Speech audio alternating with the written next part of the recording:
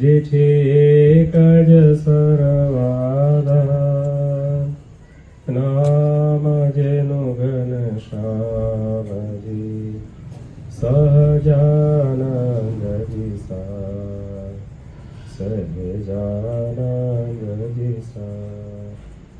દ્વિતીય નમન ગુરુદેવને, જે છે સંકલ્પ શ્રીજીના, સર્વ ક્રિયાઓ જેન કરનારા, જેન કરનારા. ઓમ શ્રી અક્ષરધામાધિપતિ શ્રી સ્વામિનારાયણ બાપા ભગવતે નમો નમઃ. શ્રી ઘનશ્યામ મહારાજાય નમો નમઃ. શ્રી હરિકૃષ્ણ મહારાજાય નમો નમઃ. શ્રી સહજાનંદ સ્વામી મહારાજાય નમો નમઃ. શ્રી બાપા શ્રી ભગવતે નમો નમઃ. શ્રી સદગુરુભ્યો નમો નમઃ. શ્રી સ્વામિનારાયણ આદ્યાચાર્ય ધર્મધુરંધર સનાતન ધર્મ સમ્રાટ પરમ કલ્યાણકારી જીવન પ્રાણ સ્વામી બાપા ભગવતે નમો નમઃ. સ્વામિનારાયણ હરે અથ વચનામૃત લોયા પ્રકરણ. સંવત 1877 કારતક વદી 13ને દિવસ શ્રીજી મહારાજ ગામ શ્રી લોયા મધ્યે સુરાખાચરના દરબારમાં રાત્રિને સમય ઢોલિયા ઉપર વિરાજમાન હતા ને ધોળી છીંટની ડગલી પહેરી હતી તથા રૂનો ભરેલો ધોળો સુરવાર પહેર્યો હતો ને મસ્તક ઉપર ધોળો ફેટો બાંધ્યો હતો તથા ધોળી પછેડી ઓઢી હતી ને પોતાના મુખારવિંદની આગળ મુનિ તથા દેશ દેશના હરિભક્તની સભા ભરાઈને બેઠી હતી. તે સમયને વિશે શ્રીજી મહારાજને ભગવદાનંદ સ્વામી તથા શિવાનંદ સ્વામીએ પ્રશ્ન પૂછ્યો છે. ભગવાન તથા સંત તેનો જેને મહાત્મ્ય જ્ઞાને સહિત નિશ્ચય હોય તેના સા લક્ષણ છે. પછી શ્રીજી મહારાજ બોલ્યા છે, જેને ભગવાનનો ને સંતનો મહાત્મ્ય જ્ઞાને સહિત નિશ્ચય હોય તેથી ભગવાનને અર્થે ને સંતને અર્થે શું ન થાય. એને અર્થે કુટુંબનો ત્યાગ કરે, લોકલાજનો ત્યાગ કરે, રાજ્યનો ત્યાગ કરે, સુખનો ત્યાગ કરે, ધનનો ત્યાગ કરે, સ્ત્રીનો ત્યાગ કરે અને સ્ત્રી હોય તે પુરુષનો ત્યાગ કરે. એમ કહીને પછી આ સર્વે હરિભક્તોની વાર્તા એકબીજા કેડે કરી. ગામ નડુસણ વાળા રજપૂત ગલુજી તથા ધરમપુર વાળા કુશળ કુંવરભાઈ તથા પર્વતભાઈ તથા રાજભાઈ તથા જીવુભાઈ તથા લાડુભાઈ તથા મોટા રામભાઈ તથા દાદો ખાચર તથા માચો ભક્ત તથા મૂળજી બ્રહ્મચારી તથા ભુજવાળા લાધીભાઈ ને માતાજી તથા મુક્તાનંદ સ્વામી તથા વાળાક દેશનો આહિર પટેલ સામત તથા ગામ માનકુવાના મૂળજી તથા કૃષ્ણજી તથા વાળાક દેશમાં ગુંદાળી ગામના 2 કાઠી હરિભક્ત ઇત્યાદિક જે સત્સંગી તેમણે ભગવાનને અર્થે ને સંતને અર્થે જે કર્યું તેને વિસ્તારીને કહેતા આવા. અને વળી એમ કહ્યું છે, જેને ભગવાનનો નિશ્ચય મહાત્મ્ય જ્ઞાને સહિત હોય તે ભગવાનના વચનમાં ફેર પાડે નહીં, ને જેમ કહે તેમ કરે તે ઉપર પોતાની વાત કરી છે. અમારો સ્વભાવ કેવો હતો? તો ગોદોહન માત્ર એક સ્થાનકમાં રહેવાય પણ વધુ રહેવાય નહીં એવા ત્યાગી હતા, ને વૈરાગ્ય અતિશય હતો, ને શ્રી રામાનંદ સ્વામી ઉપર હેત પણ અસાધારણ હતું. તો પણ સ્વામીએ ભોજનગરથી કહાવી મોકલ્યું છે, જો સત્સંગમાં રહ્યાનો ખપ હોય તો થાંભલાને બાથ લઈને પણ રહેવું પડશે. એમ મયારામ ભટ્ટે આવીને કહ્યું ત્યારે અમે થાંભલાને બાથ ભરી.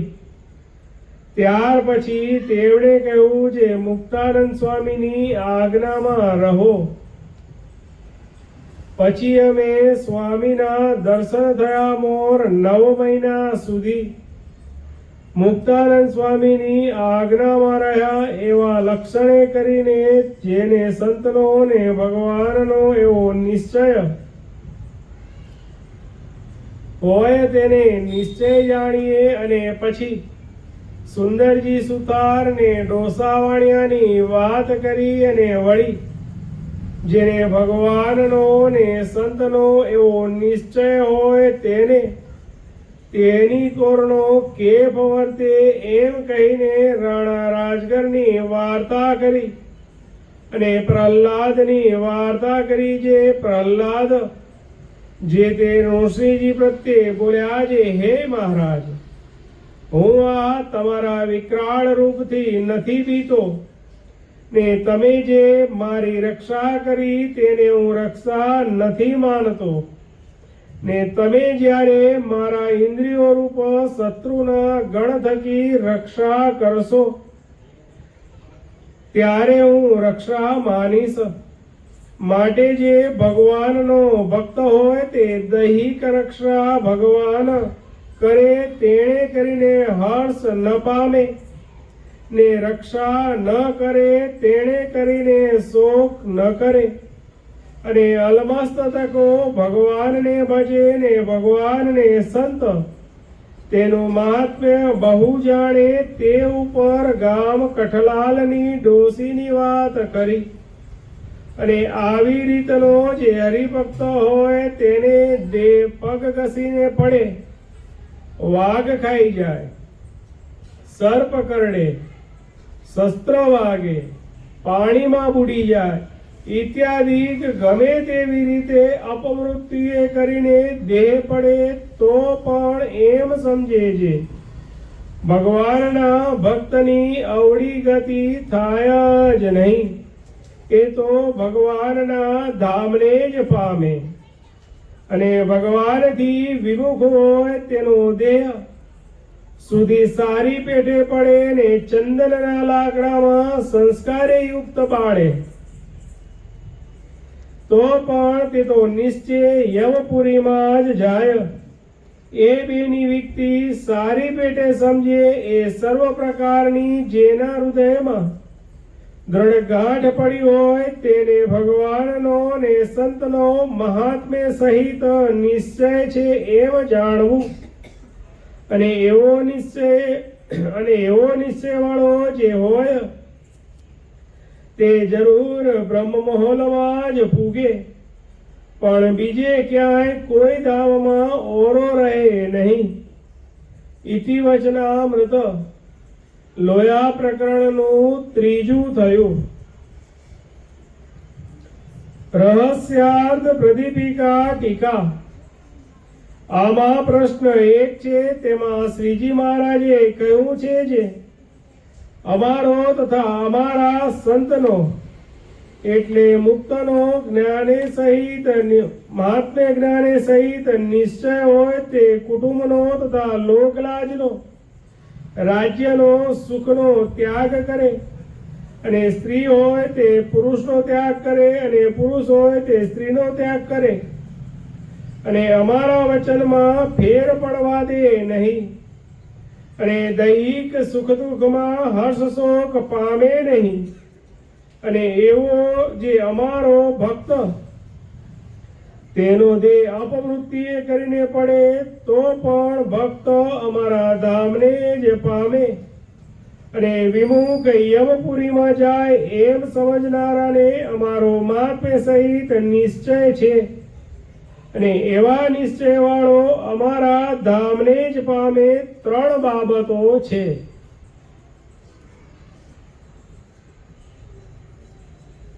બોલો છોકરાઓ, કયું વચન વાંચ્યું આપણે?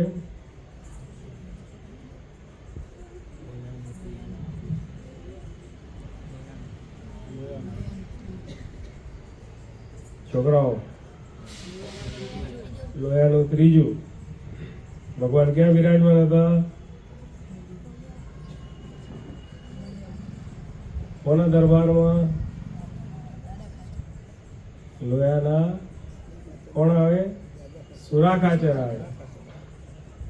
લોયાના સુરાખાચર. હવે તમે બોલો, હવે શું આવ્યું તમે કહો. છોકરા પૂરતું હતું, નાનું નાનું, હવે મોટું તમે બોલો. શું વાત કરી ભગવાને? ત્યાગ કરવો એમ નથી કીધું.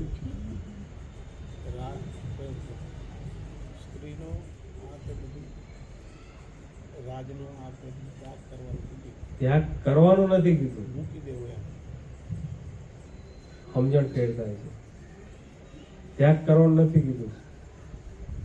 ભગવાનનો અને ભગવાનના સંતનો મહાત્મ્ય જ્ઞાને સહિત નિશ્ચય હોય તેનાથી શું ન થાય એ વાત છે. જો તમે ત્યાગ કરવાનું કહો, ઘરે તમને રાખશે નહીં, પછી એ તમારો ત્યાગ કરી દે. હે મનીષભાઈ, શું કીધું અહીંયા? ભગવાને કોણ કહેશે? બોલવું છે કોઈને? કારણ કે આપણે બધા બેઠા છીએ કથામાં, દેહે કરીને. મન ફરે છે ક્યાંક, કોઈકનું સ્કૂલમાં, કોઈકનું લેસનમાં, કોઈકનું નોકરીમાં, કોઈકનું ધંધામાં. ફિઝિકલ બધાની હાજરી છે, શારીરિક બધાની હાજરી છે, પણ માનસિક નથી. અને કથા વાર્તા, માનસિક હાજરી વગરની કથા વાર્તા શું કામની?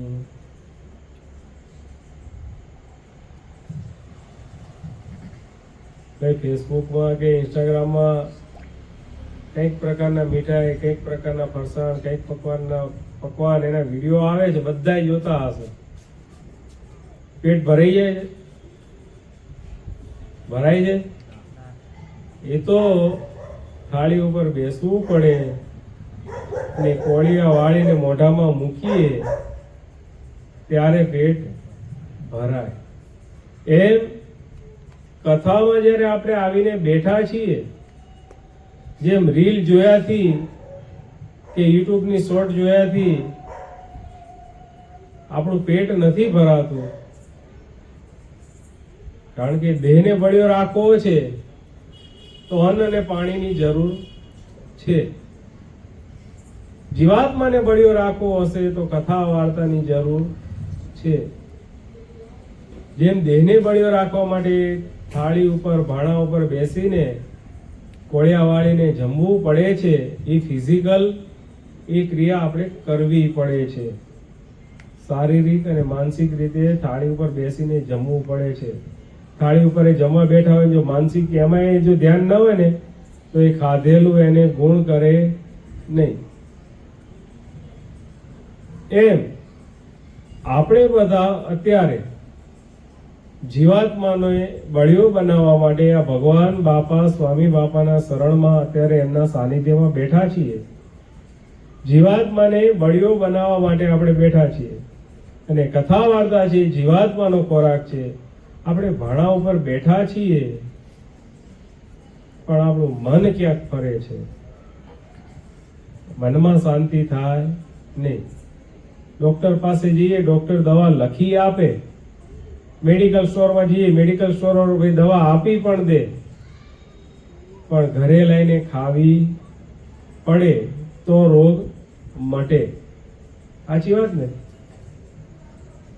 છોકરાઓ સ્કૂલમાં જઈએ, સાહેબ ભણાવે, બજારમાંથી ચોપડી લઈ આવીએ, બજારમાંથી નોટબુક લઈ આવીએ, લખી લઈએ, સાહેબ ભણાવે, ટ્યુશન જઈએ, પણ ઘરે આવીને તો આપણે ભણવું પડે ને.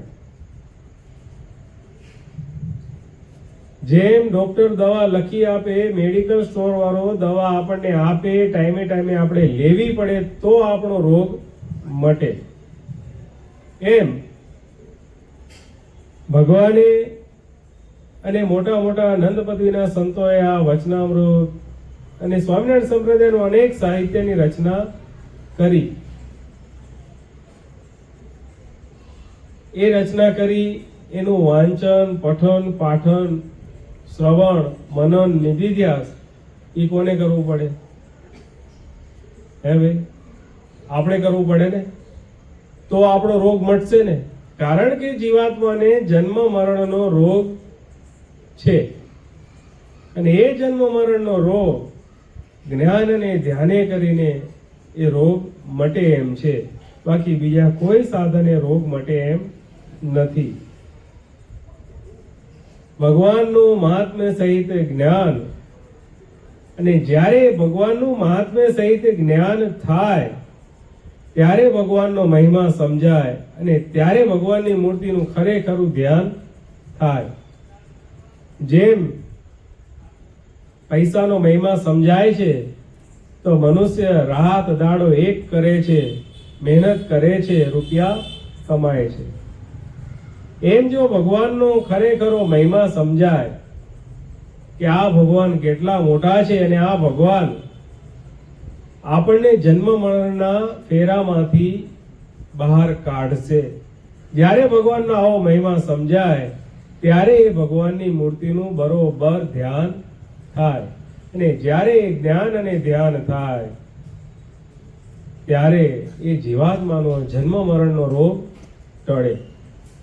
હવે ભગવાનનું મહાત્મ્ય સહિત જ્ઞાન ક્યારે થાય? તો સમયે સમયે સત્શાસ્ત્રનું વાંચન, સત્સંગ, ભગવાન અને મોટાનો સત્સંગ, સત્શાસ્ત્રનું વાંચન એ જ્યારે થાય ત્યારે ધીરે ધીરે ધીરે ધીરે ભગવાનનું જ્ઞાન થાય. અને એના માટે જ પ્રેમમૂર્તિ આચાર્ય સ્વામી શ્રી મહારાજે આ નિકોલ મંડળમાં અને અમદાવાદના બીજા ઘણા બધા મંડળોમાં એ આજ્ઞાથી આ સંતો જે તે એરિયામાં જે તે વાર પ્રમાણે, અહીંયા ગુરુવારનો વાર છે તો દર ગુરુવારે સંતો અહીંયા કથા વાર્તાનો લાભ આપવા માટે આવે છે. પરંતુ આપણે સમય કાઢી શકતા નથી. જેનો ભગવાનનો ને સંતનો મહાત્મ્ય સહિત નિશ્ચય હોય એનાથી શું ન થાય? આટલું બધું ત્યાગ કરવાનું કીધું છે, આપણે એ તો કરવાનું નથી. ખાલી કલાક માટે 9 થી 10 અને વીકમાં એકવાર એ ભગવાનની કથા વાર્તાનો શ્રવણ માટે, એ ભગવાનનો મહિમા, એ ભગવાનનું જ્ઞાન, એના શ્રવણ માટે જ્યારે અહીંયા આપણે ભેગું થવાનું થાય છે તો પણ આપણે ભેગા થઈ શકતા નથી. તો હવે આ બધું તમે કીધું ત્યાગ કરવાનું કીધું, હવે શું થાય આમાં? હે, વિચાર કરો શું થાય? હજી તો ભગવાને આ બધા ભક્તોએ કેટલો ત્યાગ કર્યો. ભગવાન કસોટી પણ બહુ અઘરી લે છે, અને લીધા પછી જે સુખ આપે છે ને એ અતિ ઉત્તમ આપે છે. એના જેવું સંસારમાં, આ અનંત કોટી બ્રહ્માંડમાં એવું સુખ બીજે ક્યાંય છે નહીં. ભગવાન ગઢડા પ્રથમ પ્રકરણના પહેલા વચનામૃતમાં કહે છે, સર્વે સાધનમાં કઠણમાં કઠણ સાધન કયું? તો ભગવાનના સ્વરૂપમાં મનની અખંડ વૃત્તિ રાખવી.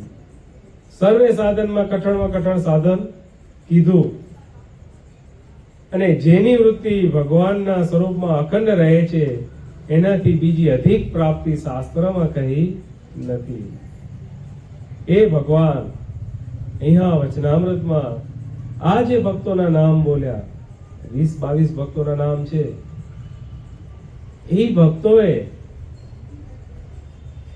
કેવી કસોટી પાર ઉતરી અને ભગવાન માટે તન મન ધન બધું ન્યોછાવર કરી દીધું. સંસારનો ત્યાગ કર્યો, રાજ્યનો ત્યાગ કર્યો, ધનનો ત્યાગ કર્યો, સ્ત્રી હતી તો પુરુષનો ત્યાગ કર્યો, પુરુષ હતો તો સ્ત્રીનો ત્યાગ કર્યો. એ બધા ભક્તો, એના નામ આમાં આ વચનામૃતમાં ભગવાને લખ્યા છે. જેમ કોઈ મોટી સ્કૂલ હોય તો સ્કૂલની બારે, સ્કૂલમાં કેટલા વિદ્યાર્થી ભણતા હોય, એ સ્કૂલમાં 1000, 1200, 1500 જેવી સ્કૂલની કેપેસિટી પ્રમાણે વિદ્યાર્થી ભણતા હોય. સ્કૂલમાં જ્યારે વાર્ષિક એક્ઝામ, ફાઇનલ એક્ઝામ આવે, એક્ઝામ પતે, રિઝલ્ટ આવે, ત્યારે કેટલા વિદ્યાર્થીના બોર્ડ ઉપર નામ આવે? આપણે 10મા અને 12મા બોર્ડની એક્ઝામ જોઈએ, લાખો છોકરાઓ ગુજરાતમાં 10મા અને 12માની બોર્ડની એક્ઝામમાં બેસતા હશે, અને એમાંનો જે વિદ્યાર્થી ટોપ કરી જાય, ટોપ 10માં જેનો નંબર આવે, એ વિદ્યાર્થીના છાપામાં નામ આવે, મોટા અક્ષરે એનું નામ આવે, એનો ફોટો આવે. ક્યારે આવ્યો? અસાધારણ સિદ્ધિ પ્રાપ્ત કરી ત્યારે. આ જે ભક્તો એવી સ્થિતિ પ્રાપ્ત કરી ત્યારે આ ભગવાને આ વચનામૃતમાં એમના નામ લખ્યા છે. આ એક એક ભક્તની તમે એનું આખ્યાન સાંભળીએ આપણે તો આપણને એમ લાગે કે આપણે આપણા જીવનમાં તો ભગવાને આપણી હજી કઈ કસોટી લીધી જ નથી. આપણને તો ભગવાન બાપા, સ્વામી બાપાની કૃપાથી, પ્રેમ મૂર્તિ બાપાની કૃપાથી, જ્ઞાન મૂર્તિ બાપાની કૃપાથી આપણે હજી ઘણા સુખ્યા છીએ. આપણને સત્સંગ માટે હજી તો કઈ સહન કરવું પડ્યું જ નથી. એવું સહન આ ભક્તોએ કર્યું છે. આમાંનો એક પ્રસંગ જોઈએ. આખો પ્રસંગ આખો તો કેટલાય દિવસો નીકળી જાય, પણ આમાંનો એક પ્રસંગ જોઈએ. માતાજી, ઉદયપુરના રાણી જમકુબાઈ, એ જમકુબાનો આમાં નામ આવે છે. એ જમકુબા હતા કોણ? ક્યાંના હતા? અને એમને ભગવાનને અર્થે શું કર્યું? કારણ કે ભગવાન પાસે ઊંચ નીચ, ત્યાગી ગૃહી, બાય ભાઈ કાંઈ મેળ નથી. ઊંચ નીચ હું કાંઈ ન જાણું, મુજને ભજે તે મારો. ભગવાન પાસે ઊંચ નીચ કાંઈ નથી, ત્યાગી ગૃહીનો કાંઈ મેળ નથી, બાય ભાઈનો કોઈ મેળ નથી. સ્વામિનારાયણ સંપ્રદાયમાં આપણે ઇતિહાસમાં જોઈએ, મુક્તાનંદ સ્વામી, ગોપાળાનંદ સ્વામી, બ્રહ્માનંદ સ્વામી, પ્રેમાનંદ સ્વામી, નિત્યાનંદ સ્વામી, આદિક અનેક, આ તો આપણે આંગળીના વેઢે ગણ્યા, પણ કેટલાય, ભગવાને તો 500 પરમહંસો, આપણે બધાના તો નામે ના આવડે. એ 500 પરમહંસો સંતની પંક્તિમાં શ્રેષ્ઠ, ભક્તોની પંક્તિમાં દાદા ખાચર, જીણોભાઈ, પર્વતભાઈ, બરાબર ને, સુરા ખાચર, વસ્તા ખાચર, માચા ખાચર આદિ કાઠીમાં આવા મોટા મોટા ભક્તો થઈ ગયા. એવા ને એવા ભક્તો બાઈઓમાં પણ થઈ ગયા. જીવબા, લાડુબા, રાજભાઈ, માતાજી, લાધીબાઈ, કેસરબાઈ, વજીબા, કેટલા બધા બાઈઓ ભક્તો પણ થઈ ગયા. માટે ક્યારેય પણ કોઈએ એવું હિંમત વિનાનું વેણ તો બોલવું જ નહીં કે ભાઈ અમે રહ્યા અબળા, અમારાથી શું થાય, અમે કાંઈ કરી શકીએ નહીં, અમે તો રહ્યા સ્ત્રી જાતિએ, પણ સ્ત્રી જાતિએ પણ પૂર્વે ઇતિહાસમાં આ કરી બતાવ્યું છે હો. પૂર્વેના ઇતિહાસમાં, સ્વામિનારાયણ સંપ્રદાયના ઇતિહાસમાં આવા સુરવીર બાઈ ભક્તો પણ હતા કે જેને ભગવાનને માટે કેટલું સહન કર્યું. અહીંયા પ્રસંગ આપણે જોઈએ ઉદયપુરના રાણી જમકુબા. એ જમકુબા મૂળ ગુજરાતના, પરંતુ એમનું સગપણ, એમનું લગ્ન ઉદયપુરના રાણા સાથે એમનું સગપણ થયેલું, એમના લગ્ન થયેલા. બાઈ નાનપણથી જ ભગવતી, ભગવાનના ભક્ત, એટલે પહેલેથી જ ભગવાનનો રંગ, પરંતુ સામે એટલું જ વિપરીત. સામે વિપરીત પણ એટલું જ, જે ઉદયપુરનો રાજા એ ભગવાનનો દ્વેષી. આ બાઈ ભગવાનને ભજે પણ એને ગમે નહીં, અને પોતાની જે ધર્મપત્ની કહેતા જમકુબાઈને એ ડુંગળી, લસણ, અભક્ષ્ય વસ્તુ અને અભક્ષ્ય પદાર્થ ખાવા પીવાનો આગ્રહ કરે. જેમ તેમ કરીને રાણીએ પોતાનું જીવન પસાર કર્યું. સુખ દુઃખ કરતા કરતા પોતાની દીકરીના વિવાહ પ્રસંગનો સમય આવ્યો, અને એ વિવાહ પ્રસંગે ગુજરાતના રાજાઓ બધા, માણસા, ઈડર, હિંમતનગર આદિ જે રજવાડાના રાજાઓ અને એની રાણીઓ,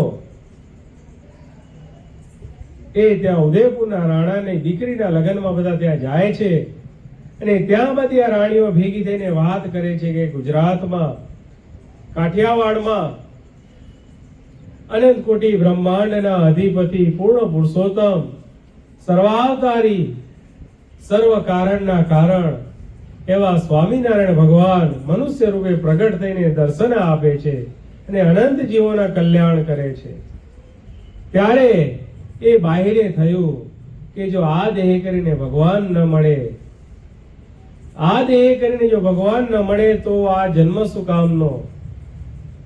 માટે આ ને આ દેહ આપણે કલ્યાણ સાધી લેવું છે. હવે આપણે ફરીથી જન્મ મરણમાં આવું નથી. એ બાઈ આવો સંકલ્પ કર્યો. વિવાહ પ્રસંગ પત્યો, બધા પોતપોતાના ઘરે ગયા. બાઈએ મનમાં દ્રઢ ગાંઠ વાળી લીધી હતી, કારણ કે રાજાથી તો કંટાળ્યા હતા. કારણ કે રાજા અભક્ષ્ય વસ્તુ ખાવાનું પીવાનું એને પરાણે કરાવે. બાઈ ને કેટલા દિવસો તો ઉપવાસ પણ થયા હશે. ત્યારે એ રાણીએ મનમાં દ્રઢ ગાંઠ વાળી લીધી કે હવે આપણે આ સંસાર હરામ, હવે આ સંસારમાં આપણે રહેવું નથી. આ ને આ દેહ કરીને ભગવાનને ભજી લેવા છે, ભગવાનને રાજી કરવા છે. એટલે ઘોર રાત્રિ, અને એ રાત્રિએ રાણીએ પોતાના જે રાજના જે વસ્ત્રો, ઘરેણા એ સર્વે ઉતારી નાખ્યા, અને એક પુરુષનો ડ્રેસ, સામાન્ય ડ્રેસ એ પહેરીને એ બાઈ પોતાની જે સાડીઓ હતી એને ગાંઠ વારીને દોરડું બનાવ્યું, અને ઝરૂખામાંથી એ બાઈ નીચે ઉતર્યા. ઘોર અંધારી રાત છે. જ્યારે મનમાં દ્રઢ નિશ્ચય થાય કે આપણે આમ કરવું છે, અને ભગવત સંબંધી નિર્ણય હોય, ભગવત સંબંધી નિશ્ચય હોય, ત્યારે ભગવાન પણ એ નિર્ણયમાં, એ કાર્યમાં સહાયરૂપ થાય છે. આ બાઈએ દ્રઢ નિશ્ચય કર્યો હતો, ધર્મ માટેનો હતો, ભગવાનને મેળવવા માટેનો હતો. સારા કામમાં 100 વિઘ્નો પણ ઘણા આવે, પણ એ વિઘ્ન પાર કોણ પાડે? ભગવાન. એ બાઈએ નક્કી કર્યું. બાઈએ સાડીની ગાંઠો વારીને દોરડું બનાવ્યું, નીચે ઉતર્યા. એ ગઢ કિલ્લો બંધ હોય, પહેરેદારો પહેરો કરતા હોય, સિપાહીઓ હથિયાર લઈને ઉભા હોય. હવે એવે ટાઈમે ત્યાંથી પાસ તો કેમ થવાય ભાઈ? થવાય? અઘરું જ પડે. પરંતુ ભગવાન એમાં ભેગા પડ્યા. ચોકીદારોને, સિપાહીઓને, પહેરેદારોને ભગવાને નીંદ પ્રેરી અને એમને જ્યાં ઊંઘ આવી ત્યારે ભાઈ એમની નજર ચૂકવીને કિલ્લામાંથી બહાર નીકળી ગયા અને ઘોર રાત હતી, અંધારી રાત હતી. એ અડવાણે પગે, ખુલ્લા પગે બાઈ નીકળવા જ માંડ્યા, આગળ ને આગળ, આગળ ને આગળ, આગળ ને આગળ. કાંઈ ખબર નથી ગુજરાતનો રસ્તો ક્યાં છે, કયા રસ્તેથી ગુજરાત જવાય છે, કાંઈ ખબર નથી. કે પોતે રાણી હતા. જ્યારે બહાર જવાનું હોય ત્યારે આગળ પાછળ સૈન્ય હોય, વચ્ચે એમને તો ખાલી વેલમાં બેસવાનું હોય. એમને કાંઈ ખબર નથી, પરંતુ ભગવાન ભરોસે, તારા રે ભરોસે હાકી મેં તો ગાડી. એ ન્યાયે રાણી મહેલ છોડીને ચાલતા થઈ જાય છે, આગળ જતા જાય છે. જ્યાં સવાર થવા આવ્યું તો રાણી ઘણા આગળ નીકળી ગયા. સવારમાં રાજાને ખબર પડી કે રાણી રાજમાં દેખાતા નથી, મહેલમાં રાણી દેખાતા નથી.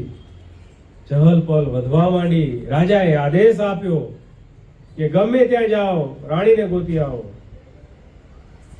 ઘોડેસવારોને મોકલ્યા.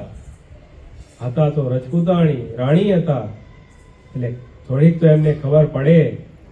અને જ્યાં ઘોડાના ડાબલાનો અવાજ આવ્યો અને ભગવાને કર્યું પણ એવું. એક નાળું આવ્યું, નદીનું કોતર નાળું આવ્યું અને એ જગ્યાએ પહોંચ્યા અને ઘોડાના ડાબલાનો અવાજ સંભળાયો. ત્યારે રાણી વાત પામી ગયા કે નક્કી આ રાજાનો આદેશ થયો છે અને આ સિપાહીઓ મને ગોતવા આવ્યા છે. એટલે રાણી તરત જ વાત પામી ગયા અને તરત આજુબાજુ નજર કરી. એ નદીના કોતરમાં એક ખૂણામાં એક મરેલું ઊંટ પડ્યું હતું. એક મરેલું ઊંટનું ખોખું પડ્યું હતું, કારણ કે જંગલી પશુ પંખીઓએ એને કોતરી ખાધું હતું. ખાલી હાડ પિંજર હતું. હવે ઘરમાં એક નાની ઉંદેડી મરી ગઈ હોય, આખું ઘર વાસ મારી નાખે. આખા ઘરમાં એની વાસ આવી જાય. રસ્તા ઉપરથી નીકળ્યા હોય, કંઈક કૂતરું કે બલાડું કંઈક મરી ગયું હોય તો માણસ કેમ નાક આડો રૂમાલ રાખીને ફટાફટ ત્યાંથી નીકળવાની વાત કરે. પરંતુ વિચાર કરો, મરેલા ઊંટના ખોખામાં સંતાવાનું કેમ થાય? એ રાણી ઈ કે જો હું પકડાઈ જઈશ તો આ પાછા મને મહેલમાં લઈ જશે અને મને પાછું હવે જાવું નથી. એ રાણીએ નક્કી કર્યું. આજુબાજુ જોયું, બીજી કોઈ જગ્યા નથી. મરેલા ઊંટના ખોખામાં પેસી ગયા.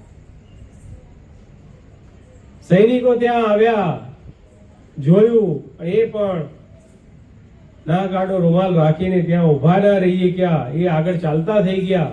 રાણીએ જોયું કે આ તો હજી આગળ ચાલ્યા જાય છે, હજી હું જો બહાર નીકળીશ અને એ પાછા વળશે તો પાછા પકડાઈ જવાશે.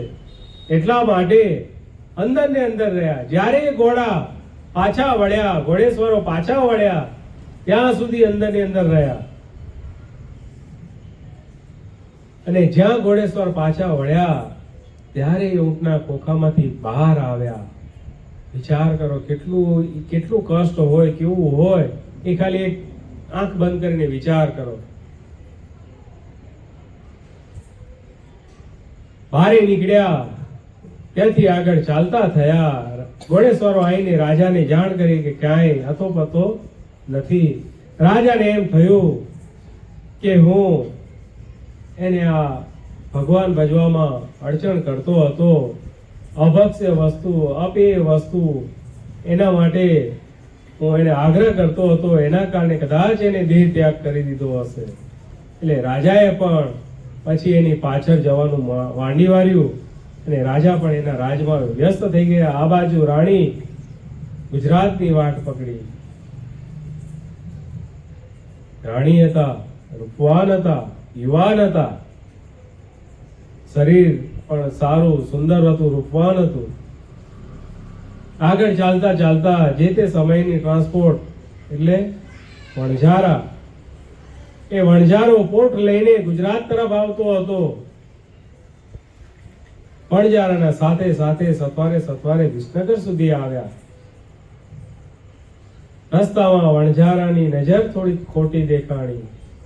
રાણી વાતને પામી ગયા કે આની નજર ખોટી છે, એટલે ગમે એમ કરીને આની પાસેથી છૂટવું કેમ. વિસનગરનું ગામનું સીમ આવ્યું. પાદરે એ વણઝારો બધી પોટને જ્યાં વિસામો ખાવા રોકાય છે, ત્યારે એ ભાઈ એ વણઝારાની નજર ચૂકવીને ત્યાંથી ભાગી છૂટે છે. ગામ બાજુ જાય છે ત્યારે સવારનો બ્રહ્મ મુહૂર્તનો સમય, અને સ્વામિનારાયણ ભગવાનની જે સત્સંગી બાઈઓ સ્વામિનારાયણના સ્મરણ સાથે ગામના તળાવે સ્નાન કરવાને માટે આવે છે. ત્યારે એને થયું કે આ સ્વામિનારાયણ નામ લે છે, માટે આ નક્કી ભગવાનને જાણતા હોવા જોઈએ. જઈને બધી વાત કરી, પોતાની બધી આપવીતી સુણાવી. એટલે ભાઈઓ તરત જ એમને પોતાના ઘરે લઈ ગયા, ઉતારો કરાવ્યો, નાહી ધોઈને ફ્રેશ થયા, જમાડ્યા. કારણ કે 2-3 દાડાનો ઉપવાસ. ખાવા શું મળે રસ્તામાં? 2-3 દિવસના ઉપવાસ એ ગામની સત્સંગી બાઈઓએ ત્યાં આગળ એમને પોતાના ઘરે રાખ્યા. અને બીજો સારો એવો સથવારો મળ્યો ત્યારે એમને આગળ ગઢપુર તરફ પ્રયાણ કરાવ્યું. એ ભાઈ ભગવાનને પામવાને માટે જેમ કોઈ નદી સરોવરને મળવાને માટે કેટલી ઉતાવળી થાય છે, એ ક્યાંય જોતી નથી. ઝાડ પહાડ ખાડા ટેકરા કઈ જોવે છે ભાઈ? નદી કઈ જોવે? ખાડા ટેકરા ઝાડ પહાડ કઈ ન જોવે. પહાડ હોય તો પહાડ ઉપરથી પણ નીચે ભૂસકો મારે. એમ આ રાણી ભગવાનને મેળવવા છે, કેટલી તાલાવેલી, ક્યાંય કશું જોયું નહીં. અંધારી રાત ન જોઈ, મરેલા ઊંટનું ખોખું ન જોયું. પોતાના પગમાં ચંપલ પણ નતા. રાણીના પગ કેટલા ઊંવાલા હોય ભાઈ! અત્યારે પણ નાના છોકરા એમના પોતાની શેરીમાં ખુલ્લા પગે રમવા નથી નીકળતા. જે તે સમયના કાચા રસ્તા, કાંકરા ને ઝાડના ઝાંકરા ને બધું હોય, ખુલ્લા પગે પણ ભગવાનને મેળવવા છે. ભગવાન સહેલા નથી. સો માતા જાતા સોંગા છોગાળા. એ છોગાળાને મળવું છે, એટલે ભાઈ આટલું સહન કર્યું છે ને ભગવાનની પાસે ગઢપુરમાં આવે છે, ભગવાનના દર્શન કરે છે. અને ભગવાન દર્શન કરે છે ત્યાં દાદા ખાચરના દરબારમાં રહે છે. દાદા ખાચરના દરબારનું વાસીદું વાળે છે, કચરા વાળે છે, સાફ સફાઈના કામ કરે છે. એક સમયને વિશે ભગવાન એમને વાસીદું વાળતા જોઈ ગયા. ત્યારે ભગવાને જીવબાને બોલાવીને કીધું કે આમને તમે ઓળખો છો? ત્યારે જીવબા કે ના. ત્યારે કે આ ઉદયપુરના રાણાના ધર્મપત્ની ત્યાંના રાજમાતા છે, માતાજી છે, ઉદયપુરના રાણી છે, આ જમકુબાઈ છે. ત્યારે જીવબાને ખબર પડી. પછી જીવબાઈને કાંઈ કામ કરવા દેતા નહીં. ત્યારે એને ભગવાનને ફરિયાદ કરી કે મહારાજ, તમે મારી ઓળખાણ શા માટે આપી? મારી બધી સેવા એમને લઈ લીધી. ભગવાને જીવબા લાડુબાને આજ્ઞા કરી કે અમને તમે સત્સંગના રીત રિવાજ શીખવાડો, સેવા શીખવાડો. કારણ કે એ જમકુબાઈ ને આ સંસાર હવે ખારો થઈ ગયો હતો, હરામ હતો. એમને અખંડ ભગવાનની સેવામાં રહેવું હતું. કહેતા એમને સાંખ્ય યોગ ધારણ કરવો હતો. ત્યારે ભગવાનની આજ્ઞા થતા જીવુબા લાડુબાએ એમને બરાબર તૈયાર કર્યા. અને તેવા સમયમાં ભુજથી લાધીબા એ પણ ભગવાનના એવા જ અનન્ય મુક્ત. એ લાધીબા ભગવાનના દર્શનના અર્થે આવ્યા છે. ત્યારે ભગવાને જમકુબાઈને સાંખ્યોગની દીક્ષા ધારણ કરાવી ને ભગવાને લાધીબાઈને આજ્ઞા કરી કે આમને તમે તમારા દેશમાં લઈ જાઓ. જો રાજાને ખબર પડશે કે આ અહીંયા છે તો વળી અહીંયા આવીને ટંટો કરશે, માટે આને તમારા દેશમાં હવે લઈ જાઓ. અને લાધીબા પણ ભગવાનની આજ્ઞા થતા જે સાચો સેવક હોય એ ક્યારેય ભગવાન અને મોટાના વચનમાં આર્ગ્યુમેન્ટ કરે નહીં. ગઢડા છેલ્લા પ્રકરણનું 25મું વચનમાં રાજભાઈ ભગવાનને પ્રશ્ન પૂછે છે કે ક્યાં ગુણે કરીને રાજી થાવ ને ક્યાં દોષે કરીને કુરાજી થાવ. ભગવાન કહે છે કે મને પોતાનો ઈષ્ટદેવ જાણે અને મારા વેણ ઉપર વેણ લાવે ભગવાન કે અમને ન ગમે. ભગવાને આજ્ઞા કરી લાધીબાઈને કે આ તમને અમને લઈ જાઓ અને સત્સંગ કરાવજો અને તમારી સાથે રાખજો. લાધીબા પણ એવા સમર્થ અને સ્વતંત્ર મુક્ત હતા અને એટલા જ તપસ્વી પણ હતા. લાધીબાને આજ્ઞા થતા લાધીબા એમની સાથે ભુજ લઈ ગયા અને ભુજમાં બંને લાધીબા અને માતાજી, કારણ ભગવાને હવે જમકુબાઈમાંથી સાંખ્યોગનો દીક્ષા આપી અને નામ આપ્યું માતાજી, માટે લાધીબાઈ અને માતાજી બંને ભુજ જાય છે અને બંને ભગવાનને ભજન કરે છે, ભગવાનને રાજી કરે છે. જ્યારે લાધીબા એક સમયે જમકુબાને કહે છે, માતાજીને કહે છે કે હવે આવતીકાલે હું આ દેહનો ત્યાગ કરીશ. કેટલા સ્વતંત્ર મુક્ત, આના ઉપરથી તમે વાત સમજો કે કેટલા સ્વતંત્ર મુક્ત હશે. પોતે ધામમાં જવાનું હોય ને પોતે કહે કે હવે હું આવતીકાલે આ દેહનો ત્યાગ કરીશ. આ મનુષ્ય આટલા જે બેઠા છે એ, અરે આ અનંત કોટી બ્રહ્માંડના જે મનુષ્ય છે પોતાને કોઈને ખબર છે કે એક સેકન્ડ પછી મારું શું થવાનું છે? પણ આ લાધીબા એમને ખબર હતી કે કાલે મારે દેહ મૂકવો છે. માતાજીને કહે છે કે આવતીકાલે મારે આ દેહ મૂકવો છે. માતાજી ગડગડા થઈ ગયા, કારણ ભગવાનની આજ્ઞાથી અહીંયા આવ્યા હતા. માતાજી કહે કે મને તો ભગવાને તમારી આજ્ઞામાં રહેવાનું કહ્યું હતું, તમારી સાથે રહેવાનું કહ્યું હતું. હવે તમે જતા રહો તો હું અહીંયા એકલા શું કરીશ? ભગવાનની આજ્ઞા છે કે જ્યાં લાધીબાઈ હોય ત્યાં તમારે જવું. માતાજીને ગડગડા જોયા, લાધીબાઈને પણ થયું.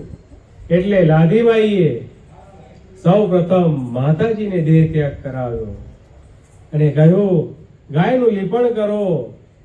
ત્યાં આગળ એમને આસને બેસાડ્યા, ભગવાનની મૂર્તિનું ધ્યાન કરે છે અને લાધીબાઈ એમનો દેહ ત્યાગ કરાવ્યો.